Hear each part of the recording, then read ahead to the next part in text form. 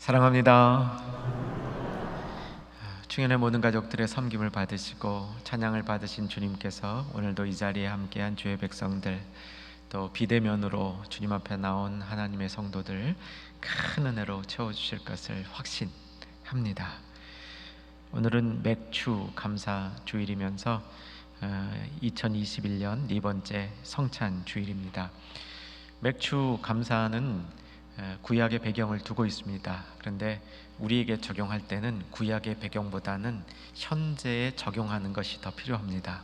현재의 적용의 의미는 뭐냐면, 주님 1년의 반이 지났습니다. 반 지난 것 지켜주셔서 감사합니다. 제가 시간의 흐름도 모르고 너무 바삐 살았는데, 아니면 정신 놓고 살았는데, 이제 벌써 반이 지났는데 나머지 반은 더 열심히 살겠습니다. 이렇게 마음을 다잡으시면 맥주 감사의 의미가 있습니다. 오늘 드려진 헌금이 여러분의 그런 마음의 고백이 될 수 있기를 바랍니다. 여러분은 죄 사함을 받은 경험을 해보신 적이 있으십니까? 한번 속으로 답을 해보시기 바랍니다. 있다 없다, 분명히 답은 해보시기 바랍니다.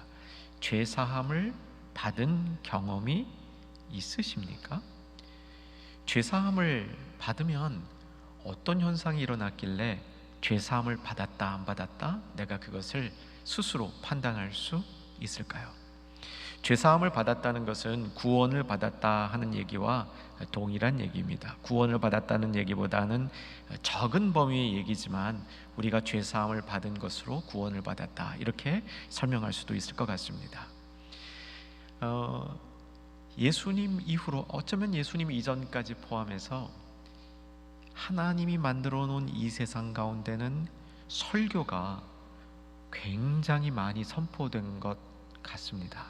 오늘도 대한민국 땅에만 수많은 말씀들이 선포될 것입니다. 여러분, 이 모든 설교 가운데 가장 훌륭한 설교가 어떤 설교였을까요?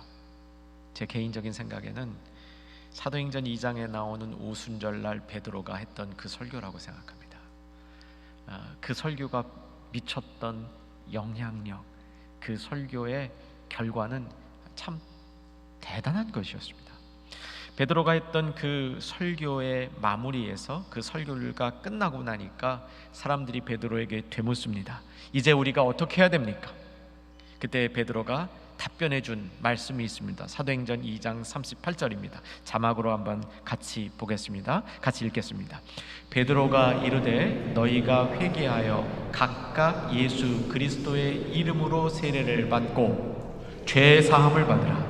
그리하면 성령의 선물을 받으리니, 구원을 받으라는 말을 죄 사함을 받으라라는 말과 바꾸어 쓰고 있고요, 회개하고 죄 사함 받고 성령을 받는 것이 구원이다, 이렇게 설명해 주고 있습니다. 그 당시에 사람들은 베드로의 이 제안에 따라서 회개하고 죄사함도 받고 성령을 선물로 받기도 하였죠. 여러분, 죄사함을 받으면 두 가지 일이 일어납니다. 첫 번째는 죄사함을 받으면 자유함이 생깁니다. 죄로 인해서 눌리고 억압되어져 있고 속박되어져 있던 것으로부터 자유함을 경험하게 됩니다. 두 번째, 죄사함을 받고 나면 감사가 생깁니다. 감사하는 마음이, 그 마음 중심으로부터 내 죄를 사해 주신 하나님께 감사하는 마음이 생기는 것이죠. 여러분, 적용해 보십시오. 여러분은 죄사함을 받은 경험이 있으십니까? 한없는 자유를 경험해 보고 주님 앞에 무한한 감사를 올려본 적이 있으십니까? 그러면 죄사함을 받은 것이죠. 오늘 말씀의 주제는 죄사함이 아닙니다. 속량입니다. 오늘 설교 제목이 속량이 무엇인지 아시나요? 이렇게 물어보고 있습니다. 오늘 본문에서 사도 바울은 속량을 얘기해주고, 속량을 설명하고 싶었는데 그 속량을 다른 말로 쉽게 풀어서 얘기한 것이 죄사함이다, 이렇게 선포하고 있습니다. 다시 한번 오늘 본문 7절을 읽어봤으면 좋겠습니다. 7절 피시고요, 한번 정성스럽게 7절 읽겠습니다. 우리는 그리스도 안에서 그의 은혜의 풍성함을 따라 그의 피로 말미암아 속량 곧 죄 사함을 받았느니라. 속량이 죄사함이란데 이란 뜻으로 설명이 되고 있는데 사실 그거보다 더 풍부한 말입니다. 여러분, 속량이라는 말 익숙하지 않으면 오늘 마음속에 이 속량이라는 이 뜻을 잘 담고 이 속량이 내 안에 있을 때 얻게 되는 축복도 같이 꼭 누리셔야 됩니다. 속량의 쉬운 말이 죄사함입니다. 죄사함을 받았다는 말이 속량을 받았다는 말인데 사실은 속량은 죄사함보다 조금 더 큰 의미입니다. 이 속량의 의미를 본문을 통해서 배워갔으면 좋겠습니다. 자, 구약 성경, 신약 성경, 또 성경 이외에 다른 문서들에 나타나는 속량이라는 단어를 총체적으로 연구해 보면 이 속량의 뜻은 크게 두 가지로 나뉘어질 수 있습니다. 첫 번째는 억눌리고 억압당한 상태에서 해방되는 것, 영어로 set free라고 그러죠. 자유함을 얻는 것. 거기에 초점을 맞추게 되죠. 이때 속량의 의미는 구출이라는 개념과 동일시 됩니다. 두 번째 속량의 의미는 값을 지불하고 잃어버린 권리를 되찾아오는 겁니다. 그러니까 이제 앞에 첫 번째 의미는 이 해방되는 것, 여기에 초점이 있다면 두 번째는 그것을 이루기 위해서 값을 지불하는 데 의미가 있습니다. 그런데 값을 지불한다는 것도 그게 쉽게 되는 게 아닙니다. 값을 지불하려면 능력이 우선 있어야 되죠. 두 번째, 값을 지불하려면 능력만 있어서는 안 되고 값을 지불할 수 있는 자격도 있어야 됩니다. 무슨 뜻이냐면 잃어버린 권리를 되찾아오기 위해서 값을 지불하는 것이 속량인데 내가 잃어버린 자가 아니라면 속량을 할 수 없는 겁니다. 속량을 해주는 자는 원래 그 권리를 갖고 있었던 사람이라는 뜻입니다. 여러분, 이렇게 보니까 죄사함과 속량이라는 것이 의미가 얼추 비슷하지 않습니까? 자유함을 주는 거, 그리고 감사를 드리는 거, 이거 죄사함이었는데 속량은 역시 자유함을 주는 거, 그것을 위해서 값을 지불해 주니까 값을 대신 지불해 준 것에 대해서 감사해야 되는 거 아닙니까? 그래서 속량과 죄사함이 비슷한 점이 있습니다. 저를 본문에 보니까 예수님이 우리를 위해서 속량해 주셨답니다. 우리가 속량을 받았답니다. 예수님이 우리를 위해서 속량하기 위해서 지불한 값이 무엇입니까? 여기 본문에 나오죠. 7절 다시 한번 읽으면서 뭔지 확인하도록 합니다. 7절로 돌아갑니다. 두 번째 읽는 겁니다. 다시 한번 7절 읽습니다. 우리는 그리스도 안에서 그의 은혜의 풍성함을 따라 그의 피로 말미암아 속량 곧 죄사함을 받았느니라. 그리스도의 피가 우리를 위한 몸값이라는 겁니다. 여러분, 우리의 몸값이 얼마나 될까요? 제법 이 세상을 잘 사는 분들은 몸값이 꽤 비쌀 수도 있겠습니다. 그런데 아무리 비싼들 예수님의 피값에 비교하면 얼마나 보잘것없겠습니까? 예수님은 자신의 피로 우리의 몸값을 치러 주셨다는 겁니다. 이렇게 예수님이 자신의 피로 우리의 몸값을 치러 주신 것을 본문은 뭐라고 표현하냐면 그의 은혜에 풍성함이 있었다는 겁니다. 그리고 그것 때문에 8절에 가니까 넘치게 해주셨다는 것이죠. 예수님의 피가 우리의 몸값으로 지불된 이 모습을 풍성함, 넘쳐 흐름으로 표현하고 있는 것입니다. 이 넘쳐 흐른다는 이 표현을 한번 생각해 보면서 시편 23편 연상해 보시기 바랍니다. 시편 23편에 특별히 어떤 구절이 우리에게 떠오릅니까? 5절이죠. 시편 23편 5절 자막으로 보겠습니다. 같이 한번 읽겠습니다. 주께서 내 원수의 목전에서 내게 상을 차려주시고 기름을 내 머리에 부으셨으니 내 잔이 넘치나이다. 본문에서도 주님이 주신 풍성한 은혜가 넘쳐나게 한다라고 선포하고 있는 겁니다. 사랑하는 여러분, 우리가 속량을 받았습니다. 속량의 뜻이 무엇인지를 잘 모르시는 분은 죄사함 이렇게 쉽게 연결해 두라고 친절하게 오늘 본문이 가르쳐주고 있습니다. 우리가 그 속량을 받았습니다. 그 속량을 위해서 예수님께서 자신의 몸값을 지불해 줬다는 겁니다. 우리는 여기서 배워야 할 것이 하나 있는데 뭘 배워야 되냐면 하나님의 은혜가 풍성했다는 겁니다. 넘쳐나게 주님께서 우리를 위하여 해주셨다는 겁니다. 여러분, 속량 받으신 분들은 주님의 은혜와 주님의 사랑, 주님이 퍼부어 주심이 넘쳐나는 것을 경험한 사람이라는 것입니다. 시편 23편 5절에서 내 원수의 목전에서 상을 베푸시고 머리에 기름을 부어주셨는데, 여러분, 기름을 살살 부어주신 게 아닌 것 같아요. 어떻게 부어주셨다고요? 넘쳐나게 부어주셨습니다. 그래서 내 잔이 넘치나이다. 예수님이 우리를 위하여 해주신 일들이 넘쳐나는 거라는 것이죠. 우리는 이 사랑을 배워야 합니다. 이 성경학자들은 이 부분을 특별한 용어로 표현하는데, 하나님께서 자신의 독생자의 피값으로 우리를 속량하시고 그것이 넘치게 하는 장면을 신적인 낭비 혹은 거룩한 낭비라고 얘기를 합니다. 우리는 낭비라는 단어를 좋아하지 않습니다. 우리는 꼭 알맞게, 사실은 좀 야박하게, 남의 것 취할 때는 좀 야박하게, 내 거 줄 때도 좀 야박하게, 이것을 효율성이라는 이름으로 잘 포장해서 이 시대의 가치로 살아가고 있습니다. 여러분, 우리는요, 주님 안에서는 넘치도록 받았습니다. 그래서 우리가 다른 사람하고 나눌 때, 주님의 이 사랑을 나눌 때 넘치도록 나눌 수 있는 우리에게도 그런 성품이 자리 잡아야 하는데, 그런 마음이 자리 잡아야 되는데, 이것이 어디서부터 오냐면 속량의 은혜로부터 온다는 겁니다.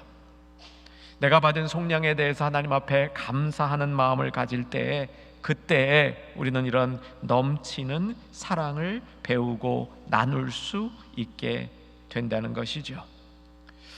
우리 지난주 말씀 속에 허물과 죄로 죽었던 우리를 살리셨도다, 기억나시죠? 우리는 아주 강한 사단의 권세 아래 있었습니다. 이 세상 풍조, 공중 권세 잡은 자, 불순종의 아들들에게 역사하는 영, 이런 것으로부터 꽉 눌림을 받았는데, 이것을 이기는 힘이 어디서 왔습니까? 하나님의 지극히 크신 능력에서 왔다. 믿으시기 바랍니다. 하나님의 지극히 크신 능력으로부터 예수 그리스도를 죽음에서 살리신 그 힘, 그 힘에 덧붙여서 함께 우리를 살려주셨다, 이렇게 선포하고 있는 것이죠. 이 하나님의 크신 능력 속에 그의 풍성함이 담겨 있습니다. 자, 우리 성경 한번 봅시다. 2장 가서 2장 4절을 보시면, 2장 4절, 긍휼이 풍성하신 하나님, 그 다음 7절로 가보시기 바랍니다. 그 은혜의 지극히 풍성함을 오는 세대에 나타내려 하심이라. 이 모든 가르침의 배경에 하나님의 속량의 풍성함이 담겨 있다는 것이죠. 사랑하는 여러분, 우리가 속량을 받을 때 하나님이 우리에게 주시는 게 또 있습니다. 여러분, 그냥 반복해 드립니다. 속량이란 말이 잘 안 떠오르시면 제일 먼저 속량, 죄사함 이렇게 머릿속에 기억해 두셔야 됩니다. 그 다음에 우리가 이것을 우리 삶 속에 옮겨가려면 이 속량의 풍성한 은혜를 알아야 되는데, 이 속량을 우리에게 주실 때 이 풍성함과 함께 주신 것 중에 좋은 게 하나 있습니다. 8절에서 찾아보겠습니다. 8절 보시면, 이는 그가 모든 지혜와 총명을 우리에게 넘치게 하사. 하나님께서 우리를 속량하실 때 우리에게 지혜와 총명을 넘치게 했습니다. 사랑하는 여러분, 지혜와 총명이 넘친다, 좋지 않으십니까? 지혜와 총명이 넘치는 삶을 우리가 이렇게 마음속에 담아보면 그것이 우리의 삶을 풍성하고 윤택하게 만들지 않습니까? 사랑하는 중년의 가족들, 제가 마음을 다해 축복하기를 원합니다. 주님을 사랑하는 여러분들에게, 속량받은 여러분들에게 지혜와 총명이 넘쳐나기를 주의 이름으로 축원합니다. 다른 어떤 것보다도 이걸 사모하셨으면 좋겠습니다. 물질, 인기, 내가 이 세상을 살아가는데 필요한 여러 가지 기술들 다 필요한 것들이죠. 그런데 정말 하나님이 우리에게 속량하면서 주신 것은 부와 존귀와 힘이 아니고 뭘 주셨냐면 지혜와 총명을 주셨습니다. 이것으로 넘쳐나게 하셨다는 것이죠. 이것이 있으면 우리의 삶 속에 넘쳐나는 삶을 살 수 있게 된다고 얘기하는데 믿으시기 바랍니다. 자, 지혜와 총명이 무엇인지를 간략히 설명해 드립니다. 먼저 한 단어로 지혜와 총명을 요약하고 그 다음에 조금 더 풀이할 겁니다. 지혜는 통찰력이고 총명은 이해력입니다. 한 번 더 반복합니다. 지혜는 통찰력이고 총명은 이해력입니다. 이제 설명해 드립니다. 지혜는 하나님의 시각으로 볼 수 있는 통찰력입니다. 구약 성경의 지혜를 호크마 이렇게 말하는 것 들어보셨을 가능성이 많이 있습니다. 구약에서 말하는 이 지혜는 크게 보면 논리적인 지식과 실천적인 지식이 결합되어 있는 상태로 이것이 있으면 삶을 원활하게 살아가는 기술을 익힌 것이다, 이렇게 구약은 설명을 합니다. 그러니까 논리적인 것, 실천적인 것이 결합되어 있는, 쓸모 있다는 게 쓸모 있다. 이 세상을 살아가는데 아주 쓸모 있는 것이라는 얘기죠. 그래서 우리에게 지혜가 필요합니다. 얼마 전에 우리가 마친 잠언에도 얼마나 많은 지혜에 대한 이야기가 나옵니까? 야고보서 역시 지혜를 많이 가르쳐주는 책인 것이죠. 근데 구약에서 이 지혜를 얘기하면서 독특한 부분이 하나 나타나는데, 지혜를 하나님을 두려워하는 것이라 이렇게 설명하는 부분이 나와요. 지혜는 우리가 번뜩이는 뭔 줄 알았는데 하나님을 두려워하는 거예요. 이게 우리의 통찰력에 중요한 역할을 한다는 겁니다. 하나님을 두려워하는 눈으로 볼 수 있는 사람과 하나님을 두려워함이 없이 세상을 보는 사람들의 이 통찰력에는 차이가 생긴다는 겁니다. 동의되십니까? 그래서 이 하나님을 두려워하는 것이 구약에서 말하는 지혜의 독특한 부분인데, 이게 신약으로 넘겨오면서 예수 그리스도 안에서 어떻게 발전하냐면, 신약의 지혜에 대해서 많이 얘기하는 책이 고린도전서입니다. 고린도전서에 특별히 이 하나님을 두려워하는 것이 구약의 지혜의 독특성인데, 이것을 신약에 와서는 그리스도의 십자가로 연결하고 있습니다. 예수님의 십자가가 지혜라는 겁니다. 그 예수님의 십자가 속에 담겨있는 그 힘이 지혜의 힘이라는 겁니다. 아마 중현의 가족들 잘 믿으시리라 확신합니다. 십자가를 지신 그리스도로부터 모든 지혜의 원천이 나오며 십자가에 담겨있는 메시지로부터 우리 지혜의 통찰력이 나온다는 것이죠. 두 번째 총명을 저는 이해력이라 이렇게 정의했습니다. 여러분, 이 이해력은요, 어떤 이해력이냐면 하나님이 어떻게 이해하고 계신가에 대한 이해력입니다. 하나님의 이해력에 대한 이해력이에요. 하나님이 세상을 어떤 방식으로 운영하시고 하나님의 섭리가 무엇이고 하나님이 세상을 어떻게 경영하시는가, 이것에 대한 안목이 생기는 것이, 이것을 이해하는 것이 총명이라는 겁니다. 사랑하는 여러분, 저는 이 총명이라는 단어를 굉장히 사랑합니다. 여러분도 그러리라 믿습니다. 성경에 총명이라는 단어가 나올 때 원어가 다 같은 의미가 아닙니다. 그래서 조금씩 다릅니다. 그래서 그 어떤 자리에서 총명이 쓰이느냐에 따라서 설명이 조금은 달라지는데, 기본적으로 총명 안에는 이해력이 있습니다. 여러분, 속량 받으셨죠? 속량 받으셨죠? 속량 받은 사람들에게 뭐가 온다고요? 지혜와 총명, 이 총명이 온다는 겁니다. 자, 성경의 한 두 구절을 살펴보면 하나님이 이해하시는 그 총명, 하나님이 이해하시는 이해력이 어떤 것인지를 우리가 이렇게 좀 폭넓게 볼 수 있습니다. 두 절을 볼 겁니다. 이사야서 40장 28절 자막 봅니다. 이사야서 40장 28절. 자, 같이 읽어봅니다. 너는 알지 못하였느냐, 듣지 못하였느냐, 영원하신 하나님 여호와 땅 끝까지 창조하신 이는 피곤하지 않으시며 곤비하지 않으시며 명철이 한이 없으십니다. 여기 명철이 총명이에요. 명철과 총명이 동의어입니다. 이게 하나님이 어떤 분이 설명하고 있잖아요. 땅끝까지 곤비차녀 피곤차 이 세상을 역동적으로 섭리하시고 운행하신 그 하나님, 그 하나님의 명철을 알고 있는 것이 총명이라는 겁니다. 하나 더 봅니다. 다니엘서 1장 17절 볼 거인데, 다니엘서 1장 17절에는 다니엘과 세 친구에 관한 얘기 있는데, 이 다니엘과 세 친구 이 네 명에게는 지혜를 주셨다 얘기한 다음에 그 다음에 덧붙여서 다니엘에게 특별한 은사를 하나 더 주셨다라고 얘기를 합니다. 요 구절에 총명이란 말은 안 나와요. 우리말 번역에는 안 나옵니다.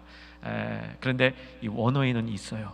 이 총명이라는 것이 깨달음으로 나타나고 있는데, 성경 보고 제가 한 번 더 설명해 드립니다. 다니엘서 1장 17절 자막 봅니다. 읽겠습니다. 하나님이 이 네 소년에게 학문을 주시고 모든 서적을 깨닫게 하시고 지혜를 주셨으니 다니엘은 또 모든 환상과 꿈을 깨달아 알더라. 이것이 다니엘은 모든 환상과 꿈에 대해서 총명을 가졌더라 이렇게 되어 있어요. 하나님이 운행하시는 것에 대해서 이해력이 생기는 게 총명이라는 겁니다. 여러분, 예수님의 피값이 공짜가 아닙니다. 예수님의 피값이 지극히 큰 겁니다.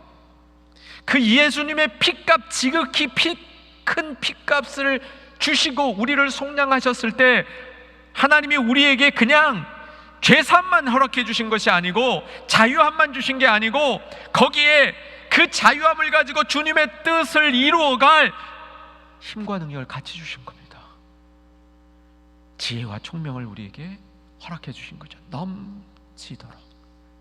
그 다음 하나 더 우리 본문 속에서 나오는데 빨리 살펴보겠습니다. 9절에 보면 속량함을 받은 사람은 그 뜻의 비밀을 알게 된 자라라고 얘기합니다.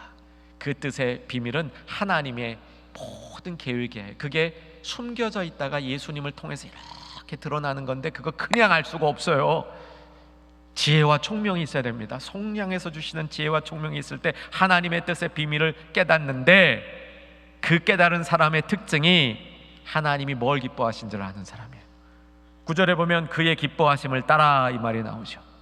하나님이 무엇을 기뻐하신지를 아는 사람들입니다. 여러분, 뭘 기뻐하십니까? 내가 정말 기쁜 게 뭡니까? 그게 하나님도 기뻐하시는 것입니까? 내가 기뻐하는 것과 하나님이 기뻐하는 것이 일치되어지는 삶이 성화되는 삶인 줄로 믿으시기 바랍니다. 하나님이 기뻐하시는 것, 그것이 뭐냐면 속량받은 사람들이, 속량을 해주신 예수 그리스도가 머리가 되어서 그 예수 그리스도 머리 되신 예수님 안에 다 질서를 이루면서 서로 조화와 통일을 이루고 살아가는 그 삶의 모습, 이것이 하나님이 기뻐하는 모습이라는 것이죠.